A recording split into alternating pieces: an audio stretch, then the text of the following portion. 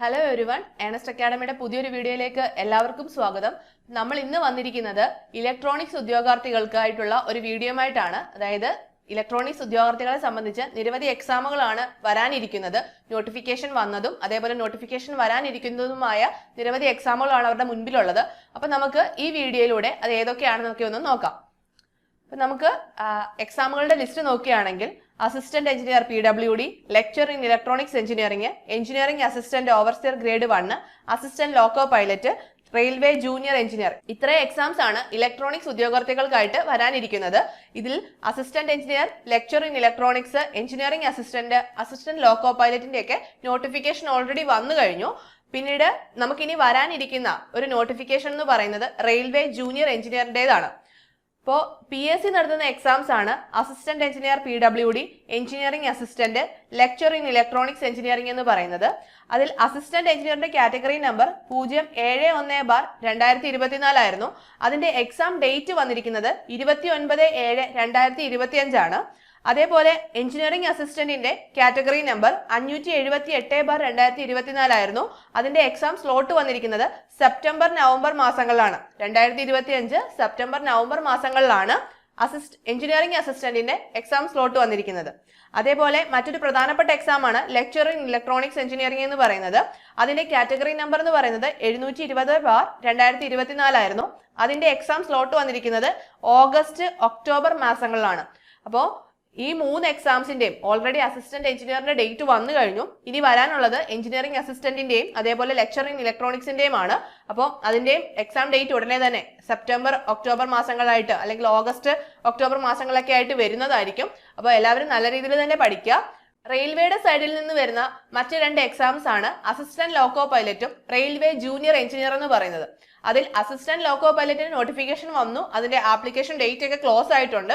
അപ്പം എല്ലാവരും അപ്ലൈ ചെയ്ത് കാണുമെന്ന് അത് വിശ്വസിക്കുന്നു. അപ്പം ലോക്കോ പൈലറ്റിനെ സംബന്ധിച്ച് ALP സംബന്ധിച്ച് അതിന്റെ ക്വാളിഫിക്കേഷൻ വരുന്നത് 10th+ ITI ആണ്. അപ്പം ITIയിൽ ഇലക്ട്രോണിക്സ് ബ്രാഞ്ച് റിലേറ്റ് ചെയ്ത സബ്ജക്ട് പഠിച്ചവർക്ക് അപ്ലൈ ചെയ്യാൻ പറ്റുന്ന ഒരു എക്സാം ആയിരുന്നു അസിസ്റ്റന്റ് ലോക്കോ പൈലറ്റ് എന്ന് പറയുന്നത്. അതേപോലെ BTech ഉള്ളവർക്കും ഡിപ്ലോമ കഴിഞ്ഞവർക്കും ഒക്കെ അപ്ലൈ ചെയ്യാൻ പറ്റുന്ന എക്സാം തന്നെയാണ് ALP എന്ന് പറയുന്നത്. അതിന്റെ മിനിമം ക്വാളിഫിക്കേഷൻ ആണ് 10th+ ITI എന്ന് പറയുന്നത്. പിന്നീട് വരുന്ന ജൂനിയർ എഞ്ചിനീയർ, നമുക്ക് വരാനിരിക്കുന്ന നോട്ടിഫിക്കേഷൻ ആണ് ജൂനിയർ എഞ്ചിനീയറിന്റേത്. അതായത് ഡിപ്ലോമ അല്ലെങ്കിൽ BTech കഴിഞ്ഞവർക്ക് അപ്ലൈ ചെയ്യാൻ പറ്റുന്ന ഒരു എക്സാം ആണ് ജൂനിയർ എഞ്ചിനീയർ എന്ന് പറയുന്നത്. അത് നല്ലൊരു പോസ്റ്റ് തന്നെയാണ്. ഇലക്ട്രോണിക്സ് ഉദ്യോഗാർത്ഥികളെ സംബന്ധിച്ച് കിട്ടാവുന്ന ഏറ്റവും മികച്ച ഒരു പോസ്റ്റ് തന്നെയാണ് ജൂനിയർ എഞ്ചിനീയർ എന്ന് പറയുന്നത്.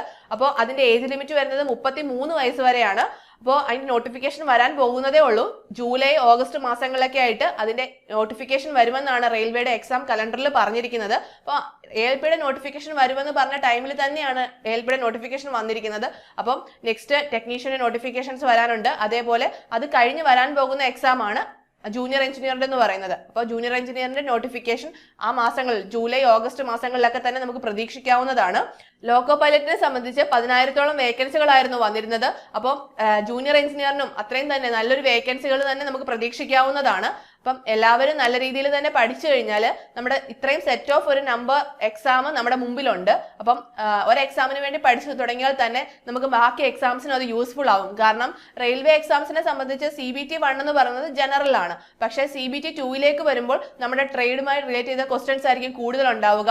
അപ്പം ഈ PSC എക്സാംസിന് പഠിക്കുന്ന ലെക്ചർ ഇൻ ഇലക്ട്രോണിക്സ് ആവട്ടെ, അസിസ്റ്റന്റ് എഞ്ചിനീയർ ആവട്ടെ, ഓവർസിയറിന് പഠിക്കുന്നവരാകട്ടെ, അപ്പം നമ്മൾ ട്രേഡിലെ സബ്ജക്റ്റുകൾ നമ്മൾ അതിൽ പഠിക്കുന്നുണ്ട്. അപ്പോൾ ജൂനിയർ എഞ്ചിനീയറിനായാലും ALPക്കായാലും CBT 2ലേക്ക് വരുമ്പോൾ അത് അവിടെ യൂസ്ഫുൾ ആവുക തന്നെ ചെയ്യും.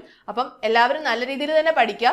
അവസരങ്ങൾ എല്ലാ വർഷവും നിങ്ങളുടെ മുന്നിലേക്ക് എത്തുന്നതാണ്. കാരണം റെയിൽവേ എല്ലാ വർഷവും ഇനി എക്സാംസ് കണ്ടക്ട് ചെയ്യുന്നതാണ് പറഞ്ഞിരിക്കുന്നത്. അപ്പം എല്ലാവരും നല്ല രീതിയിൽ പഠിക്കുക. അപ്പം നമ്മുടെ ഏണസ്റ്റ് അക്കാഡമിയിൽ ലെക്ചർ ഇൻ പോളിയുടെ ആയാലും അതേപോലെ അസിസ്റ്റന്റ് എഞ്ചിനീയർ, എഞ്ചിനീയറിംഗ് അസിസ്റ്റന്റ് എന്നിവയുടെ കോഴ്സസ് അവൈലബിൾ ആണ്. അപ്പോൾ PSC കണ്ടക്ട് ചെയ്യുന്ന 3 എക്സാംസിന്റെ ഫോക്കസ് ബാച്ച് നിലവിൽ നമ്മുടെ ഏണസ്റ്റ് അക്കാഡമിയിൽ അവൈലബിൾ ആണ്. അപ്പോൾ നമ്മുടെ കോഴ്സിൽ ജോയിൻ ചെയ്ത് ഒരു കൃത്യമായ സ്റ്റഡി പ്ലാനോട് കൂടി നിങ്ങൾക്ക് പഠിച്ച് റാങ്ക് ലിസ്റ്റിലേക്ക് എത്താൻ സാധിക്കും. അതേപോലെ RRB, ALP, അതേപോലെ RRB JEE ഈ എക്സാമുകൾക്കുള്ള കംപ്ലീറ്റ് കോഴ്സുകളും നമ്മുടെ ഏണസ്റ്റ് അക്കാഡമിയിൽ അവൈലബിൾ ആണ്. അതായത് ALPക്ക് CBT 1 ഉണ്ട്, CBT 2ൽ പാർട്ട് A, പാർട്ട് B അങ്ങനെ 2 സെക്ഷൻസ് ആയിട്ടുണ്ട്. അതിന്റെ ALPയുടെ കംപ്ലീറ്റ് സിലബസ് നമ്മുടെ കോഴ്സിൽ കവർ ചെയ്യുന്നുണ്ട്. അതേപോലെ JEEലേക്ക് വരുമ്പോൾ CBT 1ഉം CBT 2 complete syllabus coverage ആണ് നമ്മൾ കൊടുക്കുന്നത്. അപ്പോൾ നിങ്ങൾക്ക് നമ്മുടെ കോഴ്സിനെ കുറിച്ചോ അല്ലെങ്കിൽ നമ്മുടെ കോഴ്സിൽ ജോയിൻ ചെയ്യാനൊക്കെ ഇൻട്രസ്റ്റ് ഉണ്ടെങ്കിൽ താഴെ കാണുന്ന ഗൂഗിൾ ഫോം ഫില്ല് ചെയ്യാവുന്നതാണ്. അപ്പോൾ നമുക്ക് അടുത്തൊരു വീഡിയോയുമായി വീണ്ടും കാണാം. All the best.